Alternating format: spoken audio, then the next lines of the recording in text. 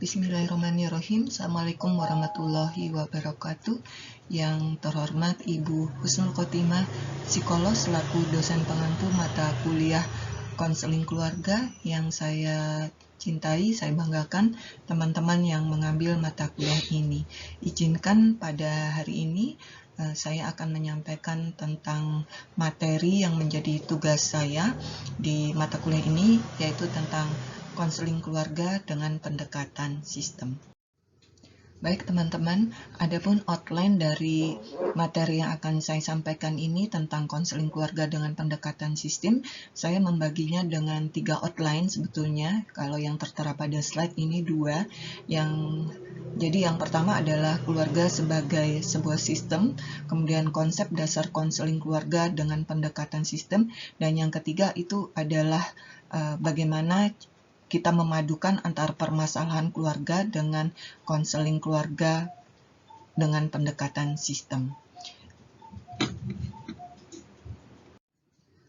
Materi yang pertama adalah keluarga sebagai sebuah sistem. Saya membaginya dengan 3 sub bahasan, yaitu yang pertama adalah makna keluarga, kemudian teori sistem dalam keluarga, kemudian ketiga adalah konselor berpikir secara sistem. Bahasan yang pertama adalah tentang makna keluarga. Dalam setiap keluarga, orang menemukan siapa dirinya, berkembang dan berubah, memberi dan menerima dukungan yang dibutuhkan untuk kelangsungan hidup setiap individu. Orang kemudian membuat, memelihara, dan hidup dengan aturan yang sering berupa ucapan dan rutinitas yang diharapkan dapat menjaga kelangsungan keluarga secara fungsional. Biasanya kalau di Indonesia, sebagian keluarga itu merupakan satu kesatuan yang utuh, saling terkait dan bergantung, setiap anggota itu bergantung satu sama lainnya. Kemudian dalam lingkungan keluarga itu menjadi sumber inspirasi berkembangnya pikiran dan perasaan yang berakhir membentuk sebagai karakter setiap anggota keluarga.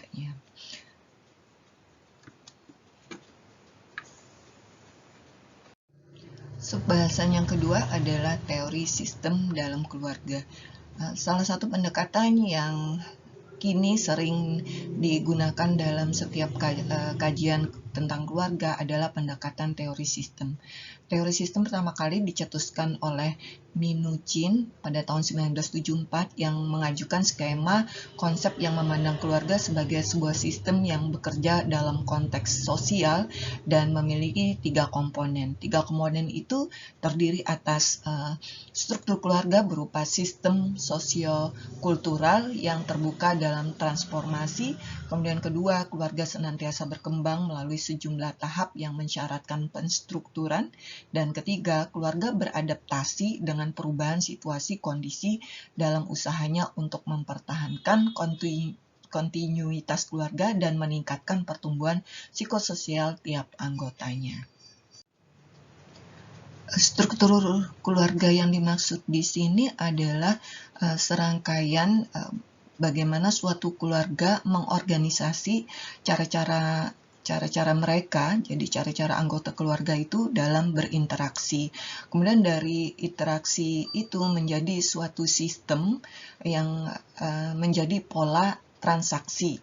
Pengulangan pola transaksi ini kemudian membentuk pola bagaimana, kapan, dan dengan siapa setiap anggota keluarga itu berelasi. Dan pola tersebut juga akhirnya menyokong dalam satu sistem keluarga. Baik teman-teman, sampai kita pada keluarga sebagai sebuah sistem itu memiliki beberapa karakteristik ya. Dan perlu diketahui kalau kita menyebut itu sebuah sistem, artinya setiap bagian-bagian dalam keluarga itu saling berhubungan atau saling berkaitan. Adapun karakteristik dari keluarga sebagai sebuah sistem itu, yang pertama mengandung keseluruhan. Artinya kalau kita memahami suatu keluarga, kita harus memahaminya secara keseluruhan, tidak fokus pada tiap individu. Jadi harus kita memandangnya harus secara keseluruhan. Kemudian karakteristik yang kedua adalah strukturnya. Suatu kehidupan keluarga itu dapat berlangsung berdasarkan suatu struktur. Contohnya adalah pola interaksi antar anggota keluarga itu menentukan apa yang terjadi di dalam keluarga. Pola-pola di dalam keluarga itu dapat mengamati bagaimana keluarga itu memecahkan masalah, kemudian bagaimana anggota keluarga itu saling berkomunikasi satu sama lain, dan bagaimana keluarga itu mengalokasikan setiap sumber daya yang ada di dalam keluarga. Kemudian karakteristik yang ketiga adalah keluarga itu memiliki tujuan. Jadi tujuan yang mereka harus raih ya. Tujuan keluarga itu, setiap keluarga itu memiliki rentang yang sangat luas ya. Jadi tujuan setiap keluarga itu sangat luas, sangat banyak, dan bervariasi dari satu keluarga dengan keluarga lainnya. Kemudian bagaimana efektivitas pencapaian tujuan dalam suatu keluarga itu sangat tergantung dari upaya atau sumbangan masing-masing anggota keluarga dalam upaya untuk pencapaian tujuan tersebut. Kemudian yang keempat, karakteristiknya adalah setiap keluarga itu memiliki keseimbangan ya. Jadi keluarga merupakan suatu sistem yang terbuka dan sangat dinamis. Dalam upaya untuk meraih tujuan, setiap keluarga itu menghadapi sikon ya, situasi dan kondisi yang berada di luar lingkungan keluarga itu, ataupun di dalam lingkungan keluarga yang sifatnya itu bisa berubah dan terus berkembang. Kemudian keluarga itu juga berusaha untuk mencapai tujuannya itu dengan menjaga keseimbangan. Jadi menjaga keseimbangan keseimbangan yang terjadi di dalam dinamika kehidupan keluarga itu. Kemudian yang selanjutnya adalah kelembaman.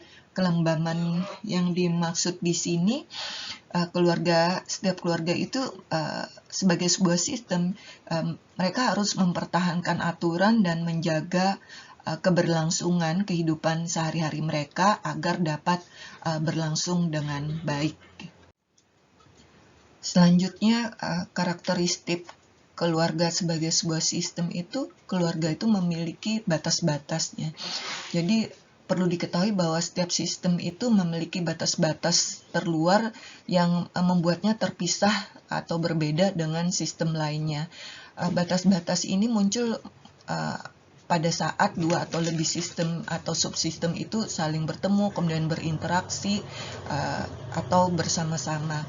Batas-batas dalam suatu keluarga itu dapat dilihat dari aturan-aturan yang disepakati dalam suatu keluarga. Misalnya apa saja yang boleh, kemudian apa yang tidak boleh, apa yang tidak boleh dilakukan anggota keluarga. Kemudian yang berikutnya adalah subsistem. Selanjutnya, karakteristik yang berikut adalah subsistem. Subsistem dimaksud ini adalah sistem yang terbentuk dari suatu sistem. Jadi disebutlah subsistemnya. Jadi kalau dimaksud di sini subsistem dalam suatu keluarga, sistem yang terbentuk misalnya dari pasangan dalam satu keluarga ada ya pasangan suami istri, kemudian subsistem yang terbentuk dari relasi antara orang tua dan anak, kemudian subsistem peran orang tua. Salah satu tugas utama dari subsistem keluarga ini adalah menjaga batas-batas keluarga ya. Jadi batas keluarga antara pasangan suami istri, di mana ada batas-batas pada pasangan suami istri yang tidak masuk pada area anak-anaknya ya. Proses saling mempengaruhi terjadi di dalam subsistem ini terjadi karena ada relasi antar individu, kemudian relasi antara subsistem itu sendiri, Seperti itu. Kemudian karakteristik yang terakhir adalah equifinality dan equipotentiality. Secara sederhana, gagasan tentang equifinality ini berarti bahwa berbagai permulaan dapat membawa pada hasil akhir yang sama. Sementara suatu permulaan yang sama dapat pula membawa pada hasil akhir yang berbeda. Sebagai contoh, berbagai kajian tentang interaksi antara orang tua dan anak memperlihatkan bahwa keterlibatan yang berlebihan dari orang tua dapat menyebabkan hasil yang berbeda. Jadi sikap orang tua yang sangat tanggap atau over responsif dapat menyebabkan sebagian anak menjadi sangat berprestasi atau overachieve, dan dapat pula menyebabkan anak menjadi kurang berprestasi. Jadi ada dua kemungkinan itu. Adapun equipotentiality itu berarti bahwa suatu sebab dapat menghasilkan suatu akibat yang sangat terkait dengan proses apa yang berjalan mengikuti sebab tersebut.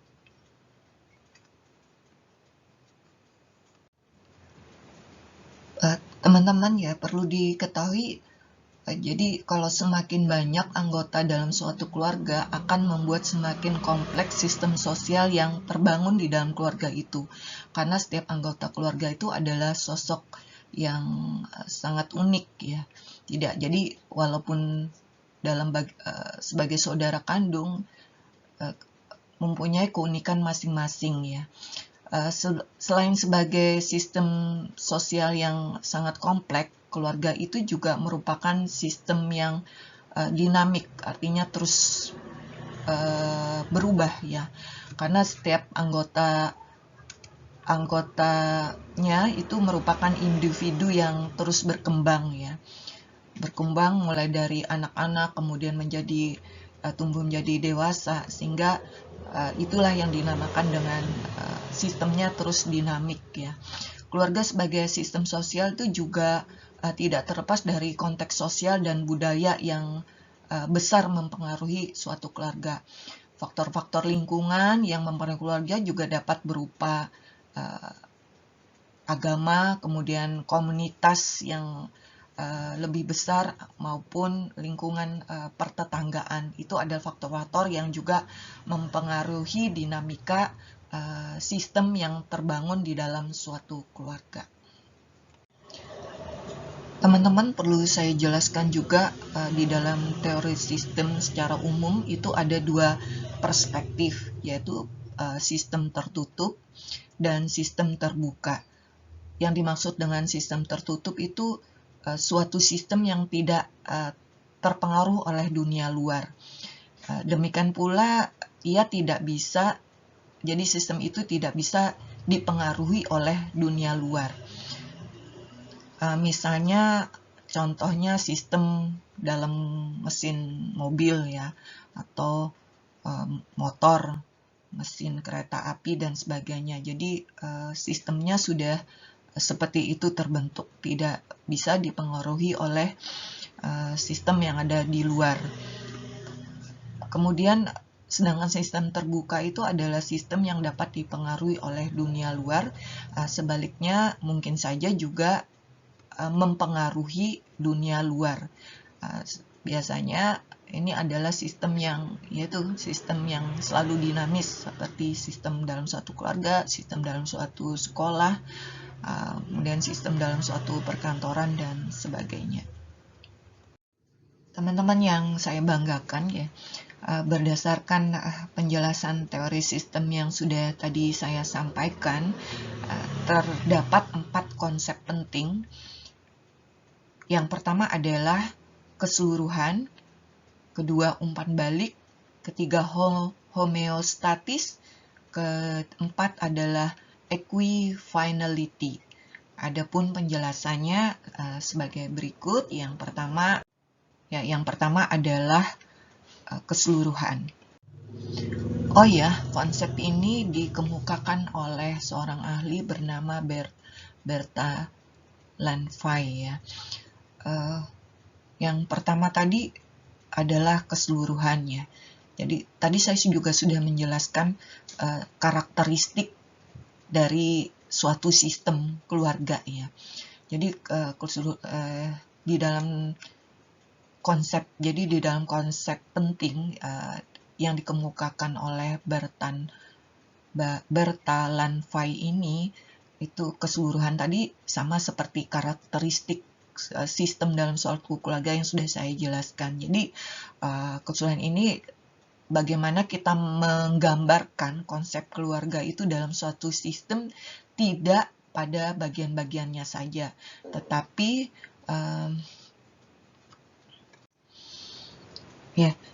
saya ulang lagi ya. Jadi kita menggambarkan suatu keluarga itu tidak hanya pada bagian-bagian saja.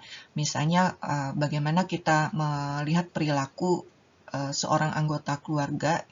Jadi tidak dapat dipahami tanpa melihat dalam suatu sistem keluarga itu secara keseluruhannya. Jadi perilaku itu harus berkaitan dengan komponen yang ada di dalam sistem keluarga itu.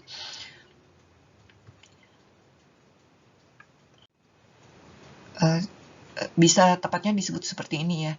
Jika seorang anggota keluarga berubah atau terganggu, maka keseluruhan anggota keluarga itu akan berubah juga dan terganggu juga ya. Perilaku anggota yang terganggu itu menyebabkan anggota lainnya juga terganggu pula.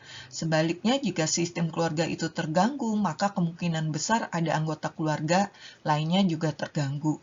Jadi satu anggota keluarga yang terganggu akan mengganggu seluruh sistem di dalam keluarga itu. Demikian juga apabila sistem itu terganggu, maka individu-individu ada yang dalam keluarga itu juga akan terganggu. Konsep yang kedua adalah umpan balik atau feedback ya. Umpan balik di sini maksudnya bagaimana individu-individu dalam sistem itu saling berkomunikasi satu sama lainnya. Bentuk komunikasinya adalah sirkular atau berputar, bukan linear. Jadi komunikasi linear itu sifatnya satu arah, sedangkan sirkular itu dari beberapa arah atau menyeluruh. Konsep yang ketiga adalah homeostatis ya. Kita ketahui bahwa sebuah sistem itu memiliki kecenderungan untuk mencari keseimbangan, kestabilan. Ini yang dimaksud dengan homeostatis ya. Jadi sebagai contoh, jika suatu keluarga ingin mempertahankan status quo-nya dengan misalnya ada seorang anak di dalam keluarga itu yang kabur dari rumah. Jadi untuk menjaga agar sistemnya tetap seimbang, umpan balik dari keluarga itu memutuskan membiarkan saja anak itu kabur. Nah, ini artinya umpan balik yang diberikan oleh keluarga itu adalah umpan balik negatif atau negatif feedback. Jadi kecenderungan keluarga untuk mencapai homeostatis atau kestabilan itu dapat mengurangi penyimpangan negatif ya. Hal itu menunjukkan bahwa keluarga itu enggan untuk berubah status quo-nya. Jika suatu peristiwa atau perilaku yang menyimpang dalam keluarga itu dijadikan modal sebagai untuk bahan evaluasi guna untuk mencapai kestabilan atau komunikasi yang baik dalam suatu sistem keluarga itu, maka itu disebutlah feedback-nya itu sebagai feedback positif atau positive feedback. Dalam konseling keluarga, perhatian ini dipusatkan pada proses perubahan dan stabilitas dan bekerja sama dalam sistem keluarga. Selanjutnya konsep yang keempat menurut Bera Lanfy, jadi konsep equifinality. Konsep ini artinya bahwa banyak cara yang dilakukan oleh keluarga untuk mencapai tujuan yang sama ya. Bera Lanfy mengatakan, in most physical system, that final state is determined by the initial condition. Artinya bahwa keadaan akhir ditentukan oleh kondisi-kondisi awal. Jika konsep ini diaplikasikan dalam sistem keluarga, artinya cara-cara yang dilakukan keluarga untuk menyelesaikan masalah apabila kurang berarti atau kurang potensial, maka cara-cara itu bukanlah cara penyelesaian. Diharapkan keluarga itu dapat mencari cara-cara yang tentunya lebih potensial untuk menyelesaikan setiap masalah yang ada di dalam suatu keluarga, finalnya tuh dengan cara yang baik. Dengan pendekatan teori sistem ini, maka para peneliti dan terapis keluarga biasanya lebih fokus perhatiannya pada tindakan yang akan dilakukan dalam menanggapi suatu peristiwa daripada memperhatikan penyebab suatu peristiwa. Jadi lebih pada fokus bagaimana cara penyelesaian dibandingkan mereka memperhatikan penyebab dari suatu peristiwa yang ada dalam keluarga. Dari situ kemudian mereka menguji bagaimana keluarga atau anggota keluarga itu menanggapi suatu peristiwa sehari-hari. Para peneliti juga dapat menduga nilai-nilai yang dimiliki oleh keluarga, kemudian bagaimana suatu keluarga melakukan penyelesaian masalah, serta bagaimana mereka memandang dunia ini dengan penuh dinamika. Baik teman-teman, sampai kita pada sub materi yang ketiga, yaitu di dalam keluarga sebagai sebuah sistem, yaitu tentang konselor berpikir sistem. Konselor yang berpikir sistem artinya konselor itu berpendapat bahwa masalah keluarga dipengaruhi dan mempengaruhi anggota keluarga lainnya. Bukan hanya anggota yang satu saja yang terganggu, melainkan dapat menular kepada anggota lainnya. Karena anggota keluarga yang terganggu itu akan berinteraksi dan berkomunikasi sesuai dengan tingkat ketergangguannya. Perilaku yang tak diinginkan, maksudnya seperti ini ya. Jadi konselor berpikir sistem itu juga mereka punya pandangan bahwa perilaku yang tak diinginkan oleh satu anggota keluarga bukan saja disebabkan oleh peristiwa interpersonal atau anggota keluarga itu, akan tetapi juga disebabkan oleh pola-pola interaksi yang tercipta dari keluarga itu. Jadi konselor berpikir sistem ini harus memandang ketiga hal ini.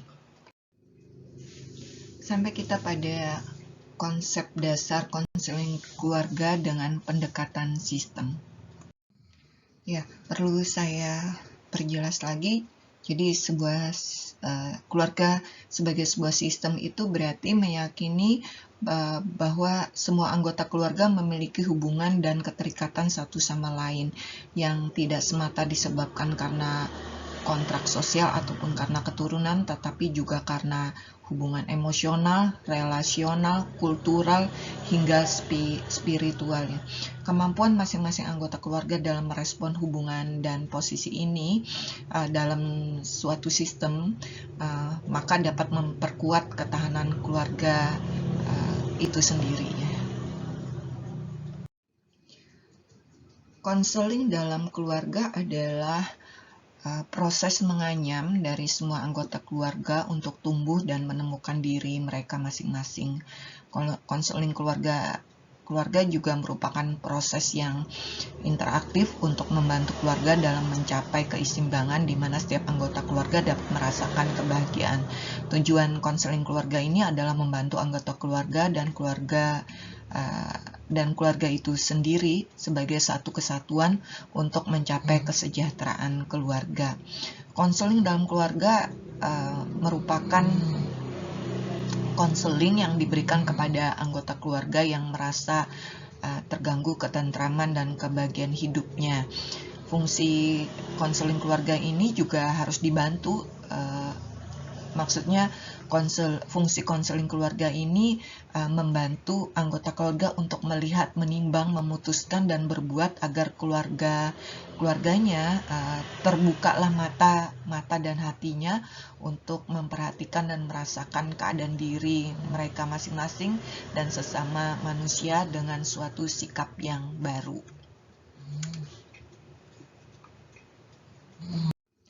Baik teman-teman, pendekatan sistem keluarga itu diciptakan oleh Murray Bowen sehingga dikenal dengan teori keluarga Bowen. Menurut Bowen, keluarga itu merupakan suatu sistem hubungan emosional yang memiliki konsep kekuatan yang saling berkaitan untuk membentuk fungsi keluarga. Yang pertama adalah perbedaan diri, kemudian triangulasi, sistem emosional keluarga kecil, proses proyeksi keluarga, pemutusan emosi, posisi saudara kandung, pendekatan mode komunikasi, dan pendekatan struktural. Yang pertama adalah perbedaan diri. Yang dibicarakan dari perbedaan diri ini adalah perbedaan intelektual dan emosional anggota keluarga. Anggota keluarga yang tidak dapat menyelaraskan sisi intelektual dan emosionalnya dengan baik, maka anggota keluarga itu akan cenderung mudah emosi dan merasa tidak berguna. Berkaitan itu, konsep ini mengenalkan bahwa tidak ada perbedaan ego di dalam setiap anggota keluarga. Jadi konsep ini jadi untuk anggota keluarga itu dapat mengendalikan sisi intelektual dan emosionalnya sehingga terciptanya suatu keselarasan, keharmonisan di dalam keluarga. Yang kedua adalah triangulasi. Konsep triangulasi ini pada dasarnya menghalangi sistem emosi keluarga untuk melibatkan, jadi maksudnya triangulasi ini hal dasar yang menghalangi sistem emosi keluarga atau melibatkan orang ketiga ya. Pada saat dua anggota dalam keadaan yang cemas, tertekan, stres, mereka cenderung untuk melibatkan orang ketiga untuk mengurangi intensitas stres dan untuk memperoleh stabilitas emosinya. Keterlibatan orang ketiga ini bisa memberikan dampak negatif atau dapat juga memberikan dampak positif ya. Dampak positifnya apabila orang ketiga ini bersikap netral, jadi tidak memihak kemanapun atau menjadi penengah. Kalau dampak negatifnya, jika orang ketiga ini berpihak kepada salah satu dari yang berkonflik tadi. Selanjutnya yang ketiga adalah sistem emosional keluarga kecil. Setiap keluarga itu memiliki sistem emosional yang berbeda dan memiliki cara yang berbeda pula untuk mengurangi ketegangan emosi dan memelihara stabilitas emosi.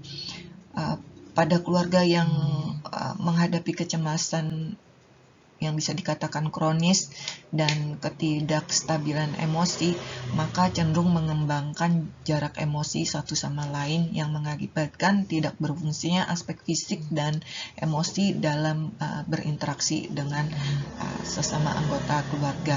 Apabila hal ini terus berlanjut, maka akan terjadi konflik dalam keluarga yang terus-menerus sehingga kemudian memperburuk kondisi psikologis anak. Selanjutnya yang keempat adalah proses proyeksi keluarga. Proses proyeksi keluarga ini dimaksud adalah proses emosional yang dijalani secara turun-temurun.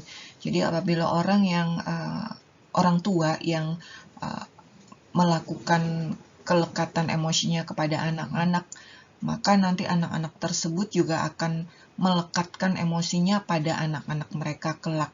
dan seterusnya pada keturunannya mereka selanjutnya. Jadi apabila orang tua menanamkan kelekatan yang baik, maka anak-anak pun nantinya kelak apabila mereka berumah tangga akan memberikan proses proyeksi emosional yang baik pula kepada anak-anaknya. Selanjutnya yang kelima adalah pemutusan emosi. Yang dimaksud dengan pemutusan emosi di sini adalah pemisahan antara emosi diri dan keluarga. Jadi pemutusan emosi ini menuntut agar orang dewasa dapat memutuskan keterikatan emosinya dengan keluarga.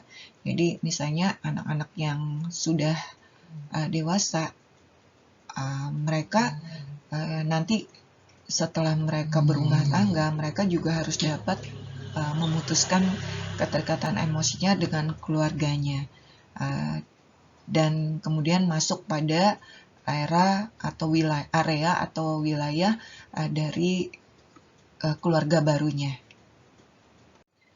Selanjutnya yang keenam adalah posisi saudara kandung ya. Jadi di dalam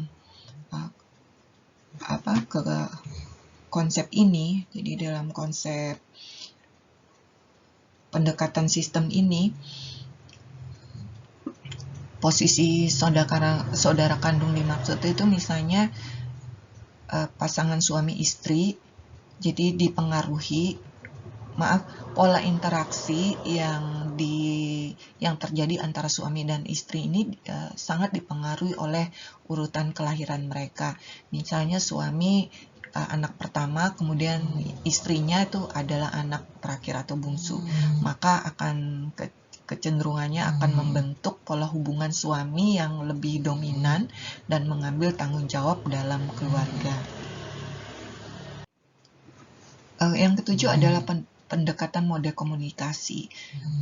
Komunikasi itu bisa berupa verbal maupun non-verbal yang meliputi gestur, bahasa tubuh, nada suara, postur tubuh, dan intensitas perilaku. Komunikasi dalam keluarga ini dapat berfungsi untuk mengendalikan anggota keluarga, menegaskan kekuatan hubungan dan perintah, serta memfungsikan anggota keluarga menjadi lebih baik. Jadi bahasa tubuh ataupun gestur itu misalnya orang tua terhadap anak memberikan belayan kasih sayang, kemudian tidak melakukan berbicara dengan suara nada yang membentak, kemudian postur tubuh yang adanya kelekatan antara orang tua dan anak, ini merupakan konsep dari pendekatan model komunikasi. Kemudian yang terakhir adalah pendekatan struktural ya. Pendekatan struktural ini keluarga merupakan sistem sosial yang mengembangkan pola transaksi yang mengatur bagaimana, kapan, dan kepada siapa anggota keluarga itu saling berhubungan. Artinya sistem keluarga itu dibentuk oleh pola transaksional. Seperti itu. Untuk melaksanakan konseling keluarga dengan pendekatan sistem ini, maka konselor harus memahami konsep-konsep. Yang pertama adalah perbedaan setiap individu dalam keluarga. Jadi harus mengenali perbedaan setiap individu dalam keluarga. Apabila hal ini sudah dilakukan, maka konselor akan dapat memodifikasi hubungan anggota keluarga. Kemudian yang kedua adalah konsep keseimbangan kemampuan intelektual dan emosi pada setiap anggota keluarga. Hal ini akan membantu konselor dalam memahami dan melihat sistem keluarga dalam menghadapi masalah. Baik teman-teman, sampai kita pada teknik konseling keluarga dalam pendekatan sistem menurut Peres ya. Jadi ada 10 teknik pendekatan konseling keluarga. Yang pertama adalah sculpting, role playing, silent confrontation, teaching via questioning, listening, recapitulation, summary, clarification, dan 10 reflection. Yang pertama adalah sculpting atau mematung, yaitu teknik yang mengizinkan anggota-anggota keluarga untuk menyatakan kepada anggota lainnya tentang persepsi mereka berbagai masalah hubungan yang terjadi di antara anggota keluarga. Jadi di sini anggota keluarga menyampaikan unek-uneknya yang terjadi di dalam suatu keluarga ya. Jadi ini klien diberikan izin untuk menyatakan isi hati, persepsinya tentang rasa cemas dan sebagainya. Hal ini digunakan untuk konselor untuk mengungkap konflik keluarga melalui verbal.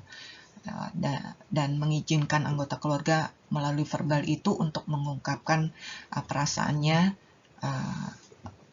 dengan melalui tindakannya. Selanjutnya adalah tentang role playing atau bermain peran. Ini merupakan teknik dengan memberikan peran tertentu kepada anggota keluarga.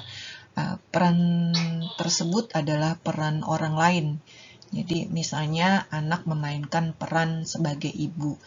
Cara ini maka si anak akan terlepas atau terbebas dari perasaan-perasaan merasa dihukum atau merasa tertekan. Dan peran ini juga bisa dikembalikan kepada mereka nanti seandainya mereka menghadapi suatu perilaku ibu mereka yang mungkin kurang disukai anak. Yang ketiga adalah silent atau diam. Apabila anggota keluarga yang berada dalam konflik atau frustasi karena ada salah satu anggota keluarga mereka yang bertindak kejam, maka biasanya mereka datang ke konselor itu dengan keadaan tutup mulutnya. Jadi sulit untuk mengungkapkan perasaan mereka. Jadi keadaan ini dimanfaatkan konselor dengan diam sambil menunggu gejala perilaku yang akan muncul. Diharapkan munculnya pikiran baru, respon baru, atau ungkapan perasaan baru dari si anggota keluarga yang datang ke konselor ini. Kemudian yang berikutnya adalah keempat ya, confrontation atau konfrontasi. Ini adalah teknik yang digunakan konselor untuk mempertentangkan pendapat-pendapat antar anggota keluarga agar dalam kondisi konfrontasi ini mereka saling mengungkapkan isi hati mereka. Tujuannya agar anggota keluarga itu bisa bicara terus terang. Yang kelima adalah teaching via questioning. Ialah suatu teknik mengajar anggota keluarga dengan cara bertanya. Selanjutnya adalah listening atau mendengarkan. Teknik ini digunakan agar pembicara seorang anggota keluarga didengarkan dengan sabar oleh yang lain. Konselor menggunakan teknik ini untuk mendengarkan dengan penuh perhatian terhadap klien. Perhatian tersebut terlihat dari cara duduk konselor yang menghadap muka kepada klien, penuh perhatian setiap pernyataan yang disampaikan oleh klien, tidak menyela selagi si klien itu berbicara dengan serius. Yang ketujuh adalah recapitulation atau mengikhtisarkan. Teknik ini dipakai konselor apabila si klien itu sedang galau, sehingga dengan kemungkinan pembicaranya tidak terarah, maka konselor harus lebih mengarahkannya dan lebih memfokuskannya.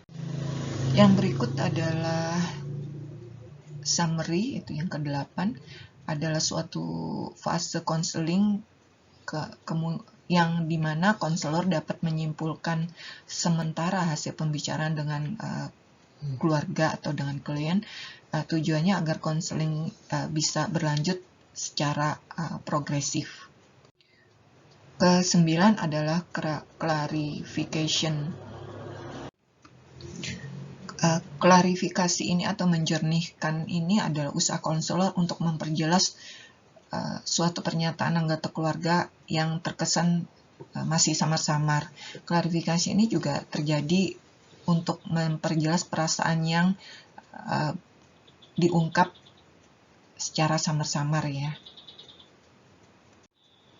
Dan terakhir adalah reflection ke-10, yaitu bagaimana cara konselor untuk merefleksikan perasaan yang dinyatakan oleh klien, baik yang berbentuk kata-kata ataupun ekspresi wajah.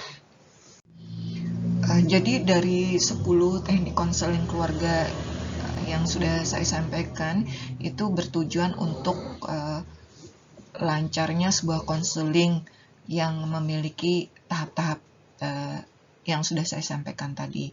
Tahap-tahap itu bertujuan untuk mengetahui dan mengungkap permasalahan yang dihadapi oleh klien dengan berbicara dengan keluarga, klien lainnya, kemudian orang terdekat, dan adanya konseling keluarga ini juga dimaksudkan agar pembicaraan bisa lebih terarah dan fokus dalam masalah yang akan diselesaikan. Dan konselor juga bisa melihat klien dengan dia menceritakannya dan dapat terselesaikannya dengan sesuai tujuan yang diharapkan berbagai pihak.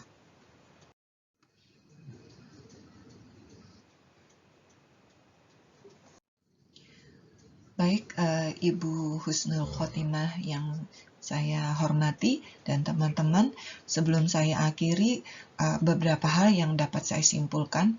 Yang pertama, bahwa teori sistem menjadi salah satu pendekatan yang sering digunakan dalam kajian keluarga.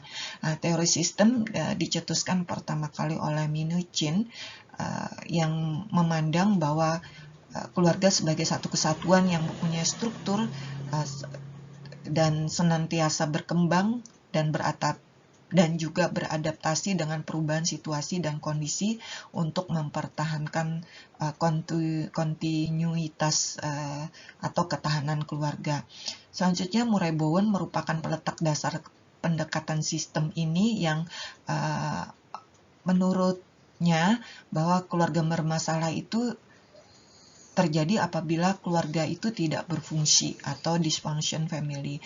Keadaan ini dapat terjadi karena anggota keluarga tidak dapat membebaskan dirinya dari peran dan harapan yang mengaturnya dalam hubungannya dalam suatu keluarga. Selanjutnya, dalam keluarga terdapat kekuatan yang dapat membuat anggota keluarga bersama-sama, dan kekuatan itu juga dapat membuat keluarga untuk melawan yang mengarah pada yang negatif atau menuju individualitasnya. Sebagian anggota keluarga tidak dapat menghindari sistem keluarga yang emosional, yaitu yang mengarah pada anggota keluarga yang mengalami kesulitan atau gangguan. Jika hendak menghindar dari keadaan yang tidak fungsional itu, maka anggota keluarga itu harus memisahkan diri dari sistem keluarga. Maka dengan demikian anggota keluarga itu harus membuat pilihan berdasarkan rasionalitasnya, bukan emosionalnya. Ya, demikian penjelasan dari saya tentang materi konseling keluarga dengan pendekatan sistem. Mohon maaf jika ada yang kurang berkenan, dan terima kasih atas perhatiannya. Akhir kata, wassalamualaikum warahmatullahi wabarakatuh.